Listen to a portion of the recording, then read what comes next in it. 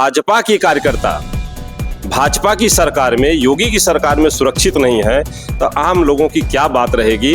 पहला हम लोगों का लक्ष्य है कि ब्राह्मण हित की बात करना।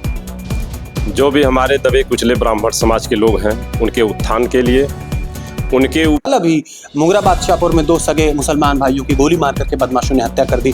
गाजीपुर में जहाँ तक क्रिकेट की बात है, आप ये बताइए पहलगाम में तमाम निर्दोषों की हत्या हुई, शुभम द्विवेदी का और विनय। चलिए साथियों नमस्कार, मेरा नाम अर्जुन है और इस वक्त मेरी मौजूदगी जौनपुर के सिरकोनी में है। वीडियो फ्रेम में आपको समाजवादी पार्टी का एक चर्चित चेहरा दिख रहा होगा। हर कोई इन्हें जफराबाद में चौबे जी के नाम से जानते हैं। रत्नाकर चौबे जी समाजवादी पार्टी के वरिष्ठ नेता मेरे साथ एक खास बातचीत करने के लिए आज एक लंबे अरसे के बाद जुड़े हैं। समसामयिक मुद्दों पर आज चौबे जी से बातचीत करेंगे। रत्नाकर जी, सबसे पहले बहुत सारी शुभकामनाओं के साथ आपका स्वागत करता हूं, अभिवादन करता हूं। एक सवाल के साथ शुरुआत करते हैं। पिछले दिनों आपको ब्राह्मण सभा का जिलाध्यक्ष बनाया गया है। सबसे पहले मैं जानना चाहूंगा कि आपकी अपनी प्राथमिकताएं ब्राह्मण सभा को लेकर क्या कुछ? देखिए, आपको सबसे पहले आपको एवं आपके चैनल को बहुत बहुत बधाई है, धन्यवाद है, आभार है।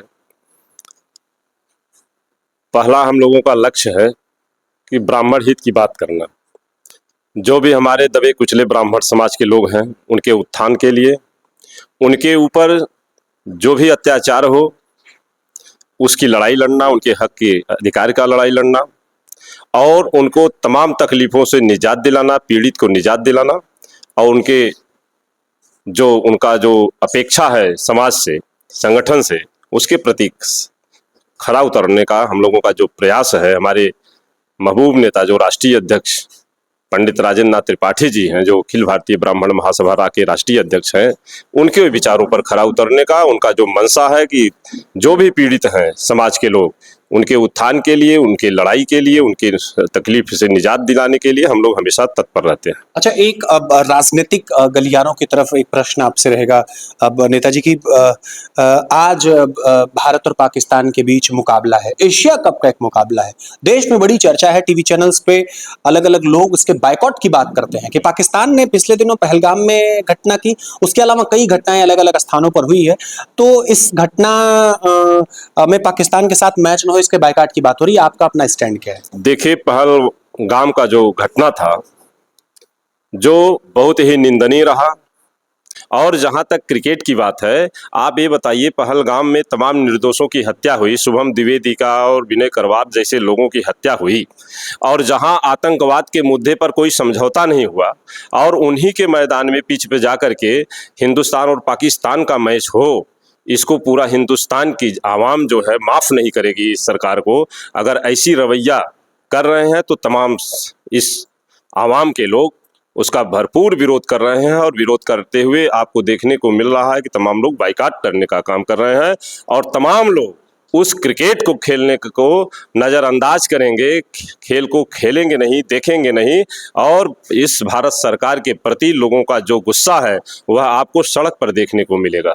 अच्छा, एक बात और जानना चाहिए, कानून व्यवस्था को लेकर के योगी सरकार कई जगहों पर विफल समझ में आ रही है। मंगेश यादव का घटनाक्रम उठा के देखिए, अनुराग यादव का बिरुद्दीनपुर उठा करके देखिए, और कल अभी मुंगरा बादशाहपुर में 2 सगे मुसलमान भाइयों की गोली मार करके बदमाशों ने हत्या कर दी। गाजीपुर में उपाध्याय जी, सीताराम उपाध्याय में कथित तौर पर उन्हें सलाखों के पास ले जाकर के थाना परिसर में उन्हें पीटा गया और उनकी मौत हो गई। तो कानून व्यवस्था उत्तर प्रदेश सरकार की कैसी है, आप उसको कैसे देखते हैं? देखिए, उत्तर प्रदेश में जब से भारतीय जनता पार्टी की सरकार बनी है तब से आए दिन लूट, हत्या, बलात्कार, तमाम जघन्य अपराध आपको देखने को मिल रहा है।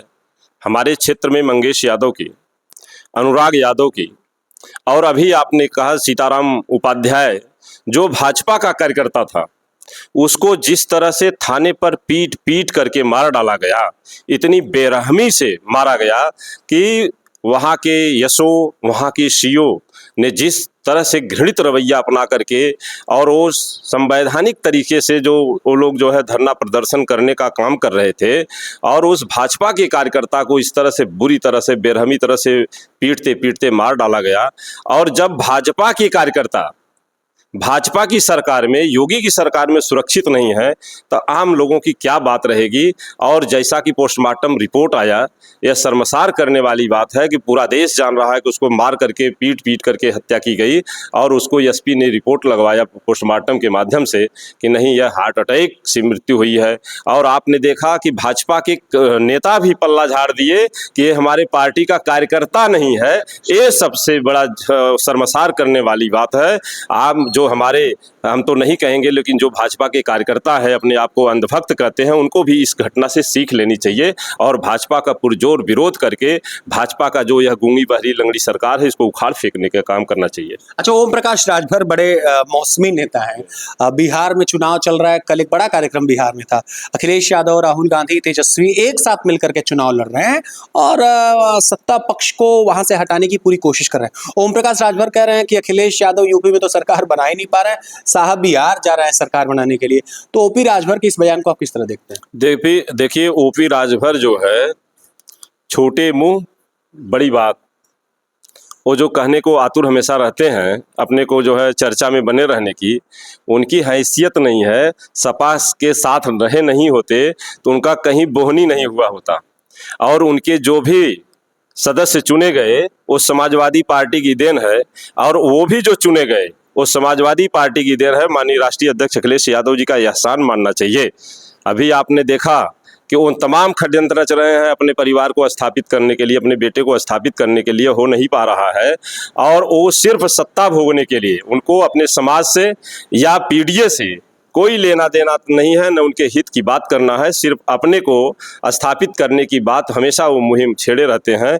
उनका कोई जनाधार नहीं है, न उनकी कोई लोकप्रियता है आने। और उनको समझना चाहिए कि समाजवादी पार्टी, जो महबूब नेता राष्ट्रीय अध्यक्ष अखिलेश यादव जी हैं, उत्तर प्रदेश ही नहीं, हिंदुस्तान की तीसरे नंबर की पार्टी है।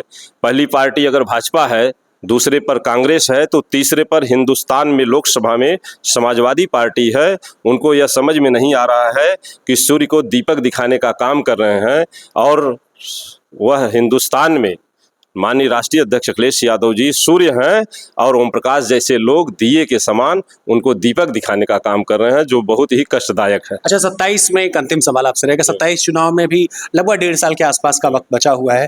अगले साल पंचायत चुनाव है, आप लोगों ने कमर कस ली है, लगातार आप लोग जनसंपर्क कर रहे हैं, तो माहौल कैसा दिख रहा है गाँव कस्बों में? देखिए, भारतीय जनता पार्टी से लोग निजात पाना चाह रहे हैं। जो भी आपने देखा कि हत्या, बलात्कार, छिनैती, डकैती, अनाचार, दुराचार, व्यभिचार जो व्यापक पैमाने पर यहाँ जब से भाजपा की सरकार बनी है तब से व्यापक रूप पे एकदम चरम सीमा पर छा गया है।